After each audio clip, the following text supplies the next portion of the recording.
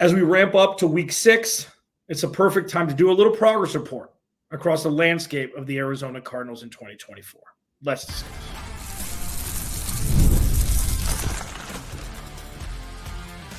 You are Locked On Cardinals, your daily Arizona Cardinals podcast.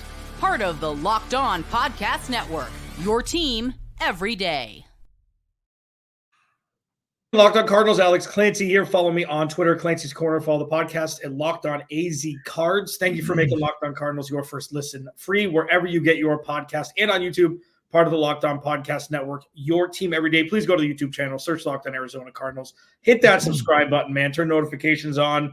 Today's episode of Locked On Cardinals is brought to you by the Game Time app. Download the Game Time app, create an account. Use code Locked On NFL for $20 off your first purchase. So as we gear up towards Lambeau and Green Bay in week 6, the Cardinals are halfway through the beginning of the season with their bye week in week 11. I think it's a perfect time to do kind of a progress report. Where are we at? What are we experiencing? What are we witnessing? The good, the bad across the offense, defense, and coaching staff. And, this guy, I don't know if you know him around the Valley Bowl. Brock, one of my dear friends, joins me today. And I think it's a perfect time to just kind of take a beat and be like, where are we at? The 49ers game was wide range of emotions, ups, downs. Our text threads were like 2 completely different games, all in one. And it just made me think, like, what are we experiencing now on the offense with the defense? Kind of two-faced, both of them are and have been this season. And the overarching theme of a new culture, coaching staff, everything like that will hit in the third segment. Bo PHNX, thanks, dude, for joining me. What's going on, man? I mean, I feel sick that I have to be subjected to you monologuing for as long as we did, but here we are. Which hotel room are you broadcasting from? I can't tell from the painting, but it looks like you've got the painting that's in any hotel room in America right now. Family heirloom. It's a family heirloom. Thank you very much. I appreciate that. And yeah, like monologuing, it's an important thing. I know you can only talk for 30-second spurts at a time, so it's a little bit different. But talk to me just quickly about what you thought through Kyler Murray's eyes on Sunday.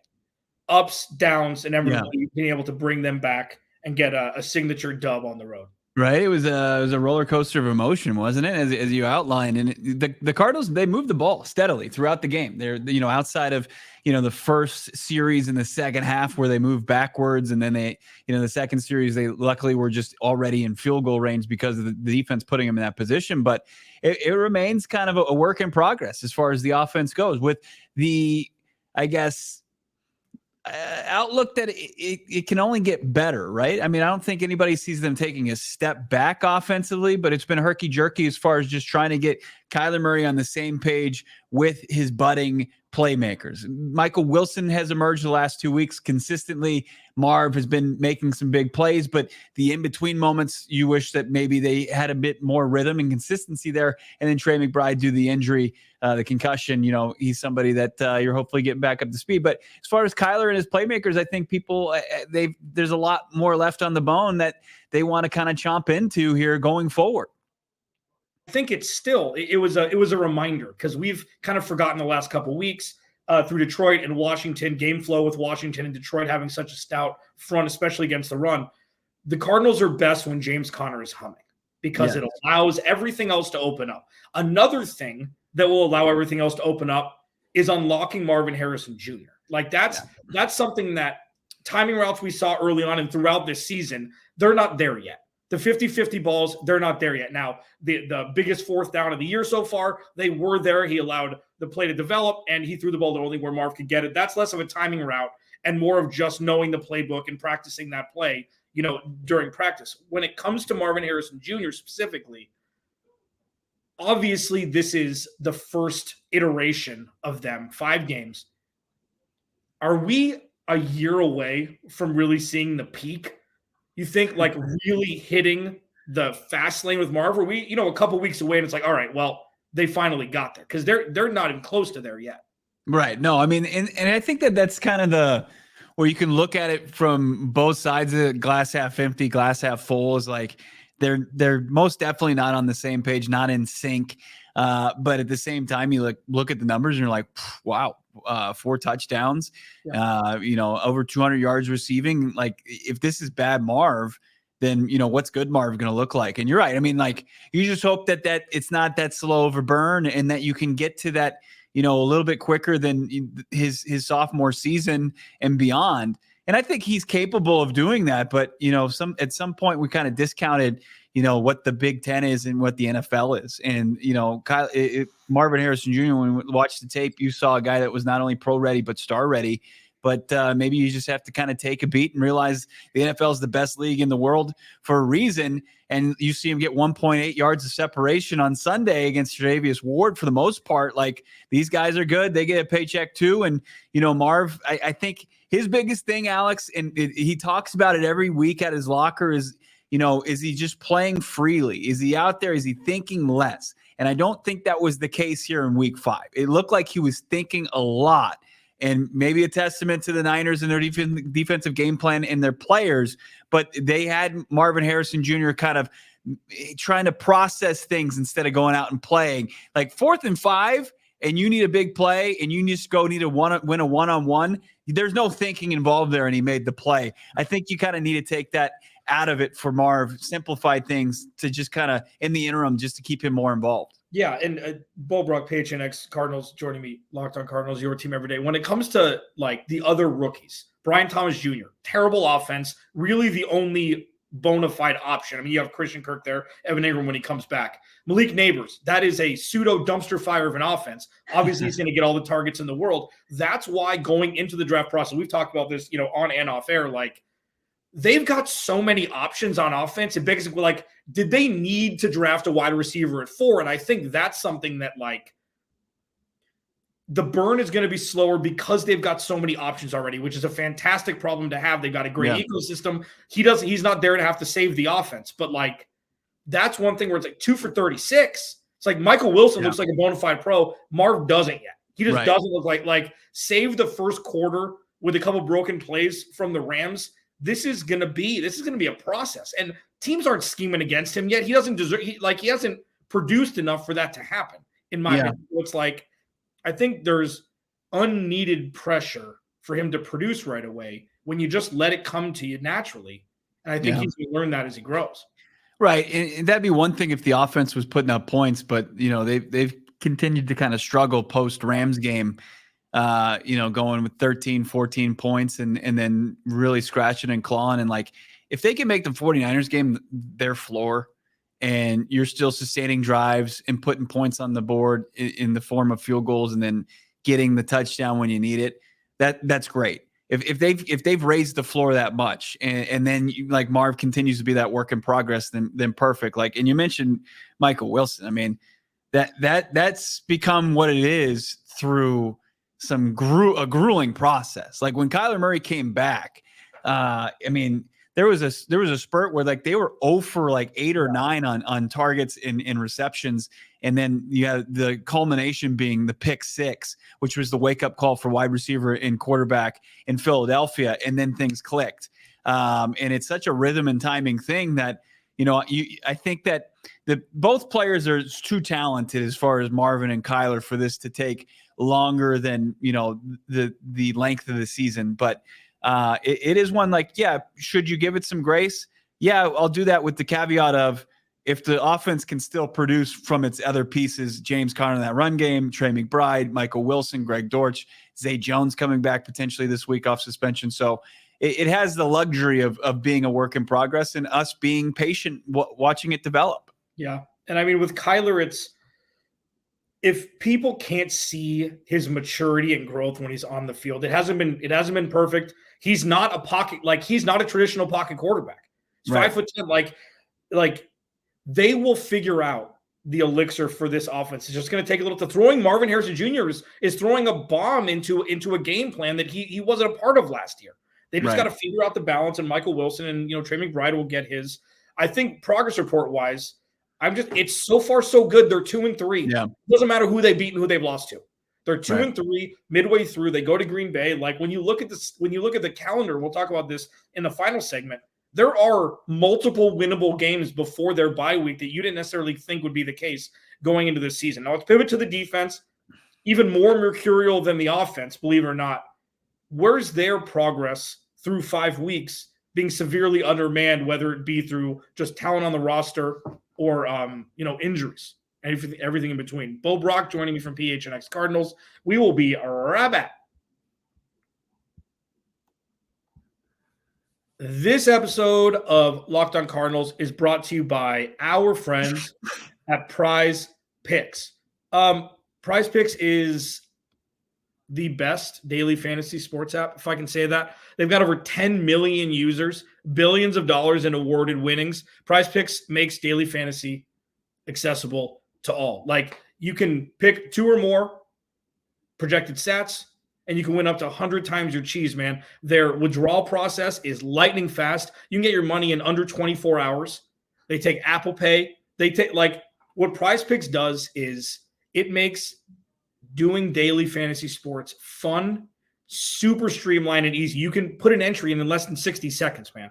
Like, it is the easiest platform to use. You should check it out today. Sign up today and get $50 instantly when you play $5. You don't even need to win to receive the $50 bonus. It's guaranteed. Prize Picks also offers weekly promotions that can lead to big payouts like Taco Tuesday. Each Tuesday, Prize Picks discounts select player projections up to 25% to provide even more value for your lineups. Download the app today and use code LOCKEDONNFL to get $50 instantly after you play your first $5 lineup. Prize Picks. Check them out. Today's episode of Locked On Cardinals is also brought to you by our friends at FanDuel. Make every moment more. America's #1 sportsbook, man. So when you get a hunch in the middle of the game, you can check out the latest stats, view live play-by-play, and so much more on the same page that you're making your bet. So you want to do a little live wager middle of a game? You're like, wait, how many yards does this player have? How far away are they from the projection? You can check it out in real time with live stats, adding extra information for you. You get started with $200 in bonus bets guaranteed when you place your first $5 bet. That's FanDuel.com.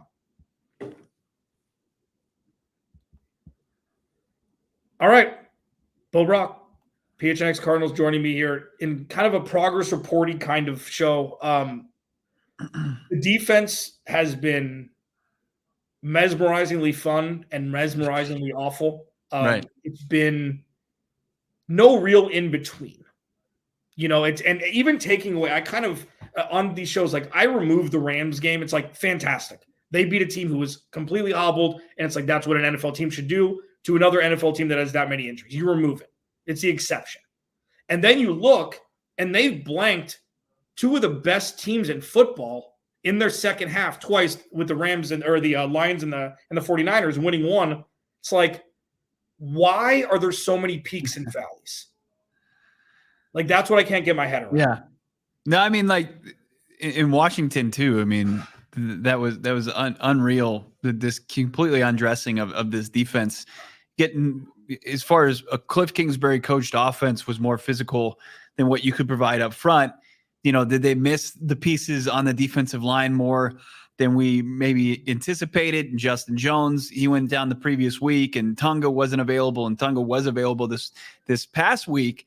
Is Karice Tunga the guy that's going to be the difference maker between whether you are scratching and clawing to stay in a game or get blown out? Like, I don't think so. I think it's more scheme dependent. And then, of course, execution. I mean, what they were able to do, the bend don't break, but then also force turnovers. Like, is that a way that you can make a living in the NFL? Like, I think it's more of an outlier, right? So, like, you consider that, and then, like, you can't deny what they did against the Lions, as you mentioned, in the second half. So it's like you got really one rock solid half of football that you saw really good defense being played, and then you force some turnovers that is a part of the game as well. But can you rely upon that going forward? Like, in the interim, before they get Darius Robinson back, and I'm a little hesitant to believe that it's going to be this weekend, you just have to maybe just figure out just different ways to get stops and be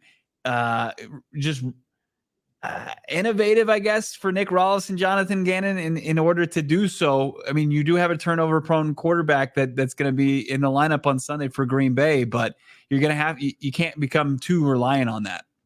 Yeah, I mean, it's just a weird weird spectrum where you can't get off the field on 3rd and 14 and you turn over the 49ers 3 times also. It just doesn't make a lot. Like, obviously, the one with Brock Purdy, Jalen Thompson got there and deflected the ball and into Kazir White's hands. Like, and then, the Jesse Luketa punch. Like, these are things, these are exceptions. Like, this isn't something you can rely upon. If the Cardinals are able to turn opposing defenses over once a game, twice a game, like, that's completely changes the landscape of the season. For sure. Yeah. So, I mean, progress report wise, through 5 weeks, you've got a couple of position groups you can trust on the defense. You've got the linebackers, Mac Wilson and Kazir White. You've got the safeties, including Dadrian Taylor-Demerson. The rookie Max Melton is starting to come into his own. Is what they're doing sustainable if Darius Robinson can't come in and be, above average for a rookie? Like, if this pass rush is what it is this sustainable throughout the year? Or is this something like, they're going to lose a lot of games if the defense doesn't get better? Well, it's going to be with teams that are physical up front, that are built and more mature in the trenches. Like when you saw with Detroit, when they needed a play, they made a play to put that game away. And in the first half, they were moving the ball down the field with ease. I think that it's going to be case to case, as it is each and every week in the NFL. But if you're going up against a big, strong offensive opponent, it's going to be tough sledding. You do need Darius Robinson to come in and be a force to be reckoned with to an extent. Like, does he still have the luxury of being a rookie? I think so. But to be one of the top guys in their 5-6 man rotation and to make an impact, I think that's a necessity for D-Rob and crew. I think it's capable. Like the sample size we saw against New Orleans, it wasn't against, 4th and 5th stringers. It was against their starting offensive line. It was Trevor Penning. It was Cesar Ruiz. He was drawing penalties. He was getting push. And I think that you just add that element to any defense, it's going to make them better in the ability to create negative plays or just, make a stuff at the line of scrimmage. That just puts you in a way better position on 2nd and 3rd down, and that's what they need. But if they don't get any of that, if D-Rob just comes, like, he's just not the same because of the injury or the reality of, going from the SEC to the NFL is often tough. It's going to continue to be a long year defensively with the outliers like we've seen so far. Yeah, I'm salivating at the opportunity for him to be above average right away, and that just unlocks Garrett Williams and Max Melton's job to be so much easier. Like those guys, Max Melton, was in concussion protocol early, has started to gain more and more snaps. Sean Murphy-Bunting has been borderline awful, and Garrett Williams looks to be that CB1 that he looked to be before he got injured at Syracuse and fell to the Cardinals in the 3rd round a couple years ago. Like, if they can manifest some sort of pass rush led by Darius Robinson, you're looking at Monty Ossenfort hitting on the majority of high impact picks that were necessary in an effort to rebuild this roster. So, well, it's pieces moving forward with, right? Guys that you feel confident, like, hey, those are guys that I see in real time development, maturation in Williams and Melton and Rabbit Taylor-Demerson and hopefully Darius Robinson as well. And then you've got, some glue guys in between there, like a Dante Stills and Mac Wilson, who's still young, like the free agent profile where guys are signing at 26, 27 years old. And then you've got to start doing what you did offensively, with the top premium draft picks. You take Marv, you take Paris Johnson Jr. and invest that on the defense. You get a premium pass rusher you add to this group, and you're like, oh, it looks a lot different. But right now, it lacks it, and it's going to have to try to overcome, where its roster deficiencies are. Yeah, for sure. And so far so good. You take the lows with the massive highs, especially on defense, keeping the Cardinals in games when their offense isn't putting up points. Brack of PHNX Cardinals joining me. The coaching under a microscope. Next, Locked On Cardinals, your team every day. Today's episode of Locked On Cardinals is brought to you by Hillsdale College. Time is one of our most precious commodities, so don't waste it scrolling through the same mind-numbing content for hours and hours. How can you spend it wisely to improve yourself? Hillsdale is awesome. Our sponsor, Hillsdale College, is offering more than 40 free online courses, including Constitution 101, the meaning and history of the Constitution, Introduction to Free Market Economics, The Great American Story, A Land of Hope, The Rise and Fall of the Roman Republic, and a brand new one, documentary-style course on Marxism, socialism, and communism. All of Hillsdale courses are self-paced, so you can start whenever and tune in whenever. Plus, you can go deeper with readings, quizzes, discussions, or just enjoy the lectures. Go right now to hillsdale.edu/lockedon to enroll. There's no cost, and it's easy to get started. That's hillsdale.edu/lockedon to register. hillsdale.edu/lockedon.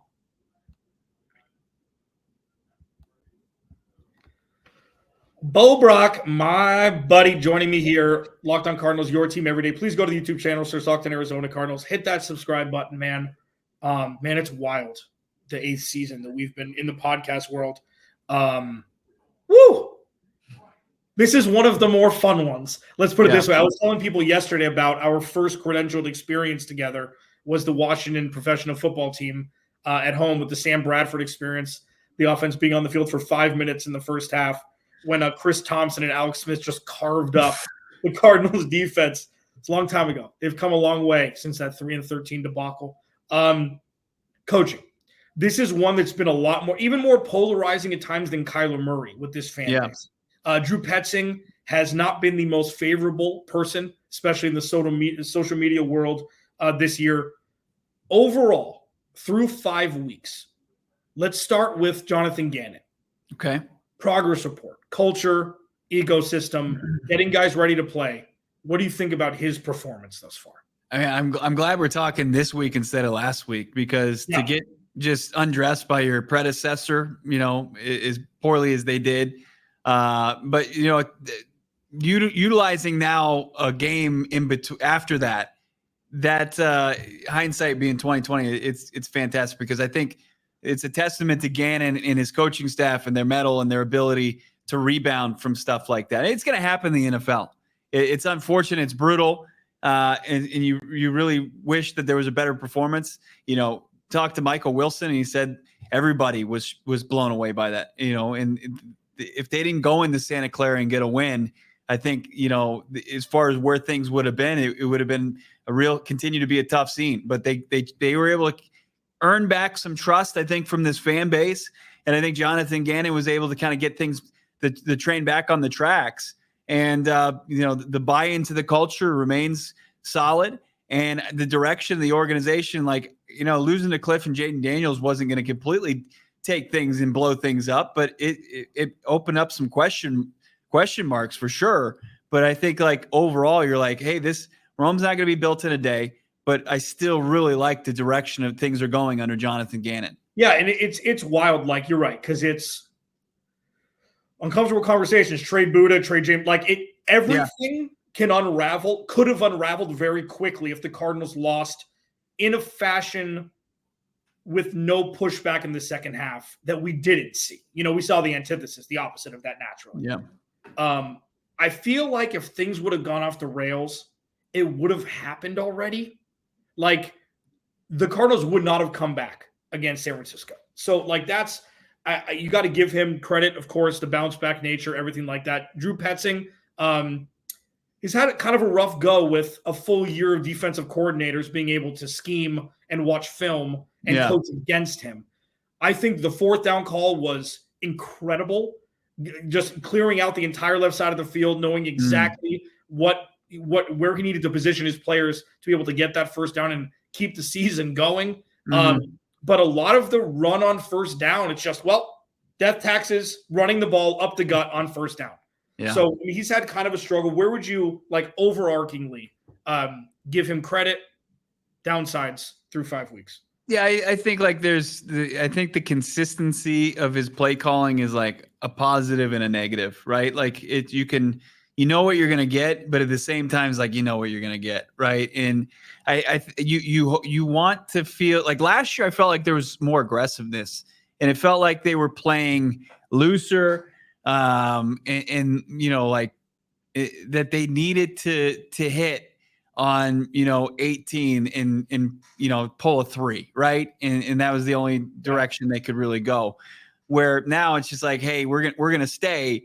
And we're gonna kind of scale things back, but can he find that aggressiveness? There's still time, absolutely, but given he's not trying to make chicken salad a chicken bleep anymore. He's got the players, so I think that's where the the frustration comes from. And this was an offense that's viewed as the strength of the team. And for them to, and this is not without any debate, lose them football games, I think that a lot of it comes down to the play calling. So, I think Drew Petzing is a talented play caller. It's just sometimes, you either outthink the room or try to, or you get too conservative. I think he's kind of been bitten by being a bit too conservative with some players. You don't need to be conservative with Kyler Murray, Marvin Harrison Jr., and Trey McBride. Yeah, I mean, the one thing, the little pushback I have when I've covered where it's like, okay, he's conservative. They run the ball too much at certain times specifically. Understood.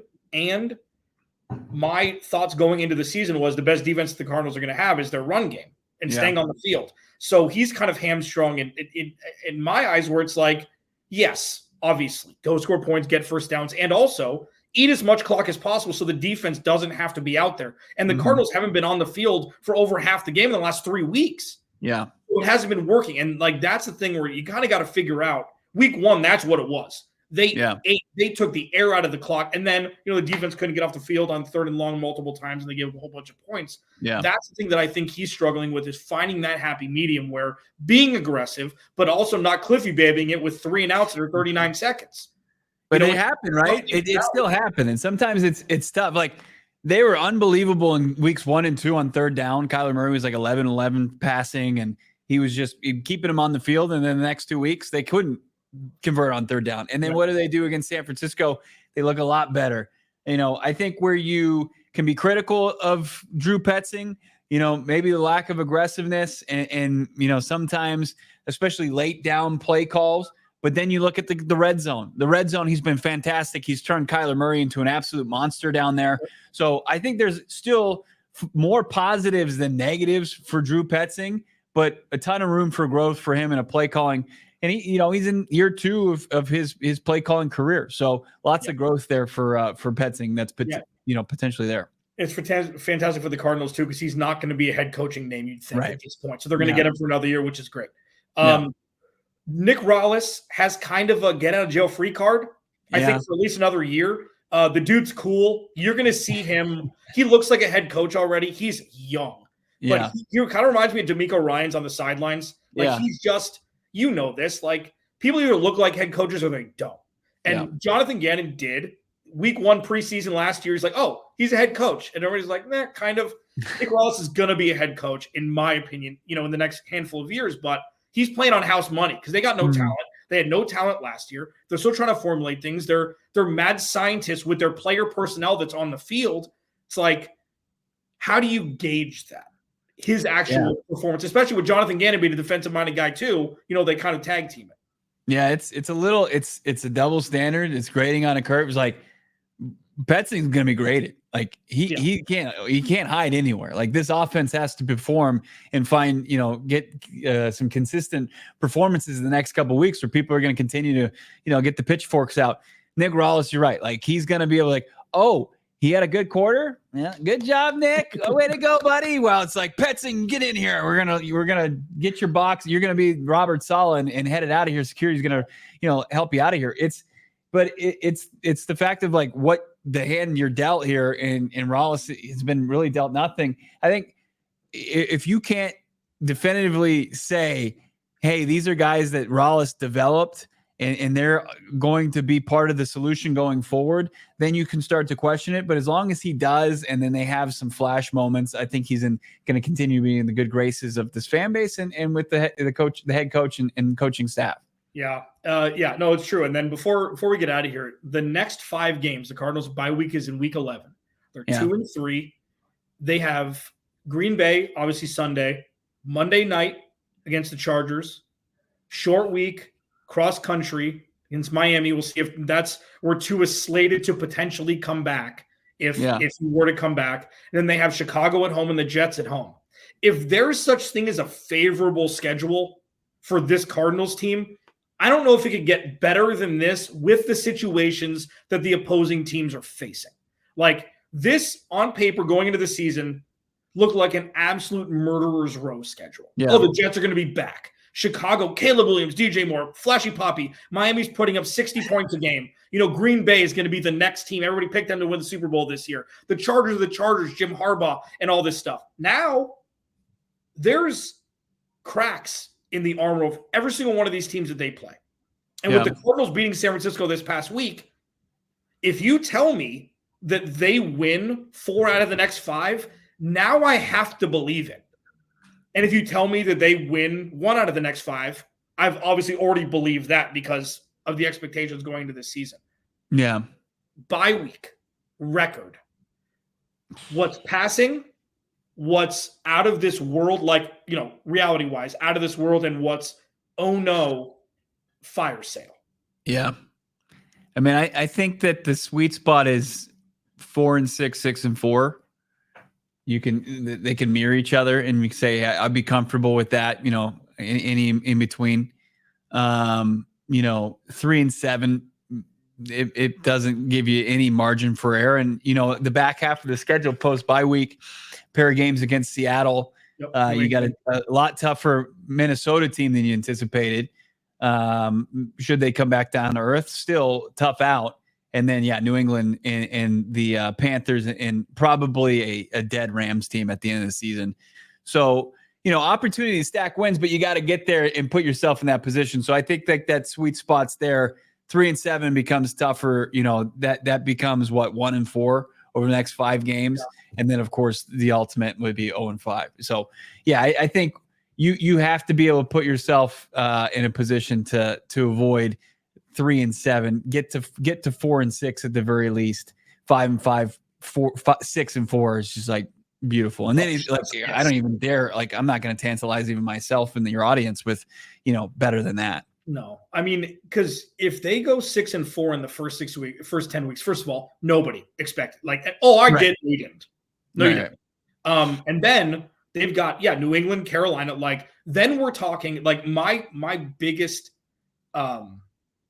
like the wish for a positive season is in the hunt week 14 on the overlays. That means it's a win of a season. Even if they lose out, it's a win of a season because they won games they weren't supposed to. The defense, the defense played out of their shoes, and then the offense was the offense. I feel like every week, I know JG doesn't believe in momentum. Every week, it's going to be a different story, a different chapter in this story of 2024 that you're really taking week by week because we have no idea what the hell either side is going to produce in any specific game. So it's going to be fascinating, man. 4-6, you take it, right? 5-5. Absolutely. Take it. I mean, it's the same emotional roller coaster too. Like that's the funny thing about this whole, like every time you do this exercise, like what would you sign up for? Everybody always discounts the ride, like that road. Like if like you had said at the top of the show, it's like it doesn't matter what it looked like to 2-3, but that was a hell of a ride to 2-3, like getting blown out by Washington and questioning everything. And then for them to go and then in turn beat the Niners on the road like they did, it was pretty unbelievable. When you look at their opponents, like they can go 2-3 against this schedule. They should go 2-3 against this schedule. You're up 17-3 against Buffalo. The offense shuts down in the first half and the second half. Your 1-score game against Detroit, you blank Detroit and you can't get a win at home. And then it's just like they could be 5-1. Like legitimately, they could be 4-1 right now. But then the San Francisco game. So that's why it's a total this is the most fun season I think that I've experienced doing this.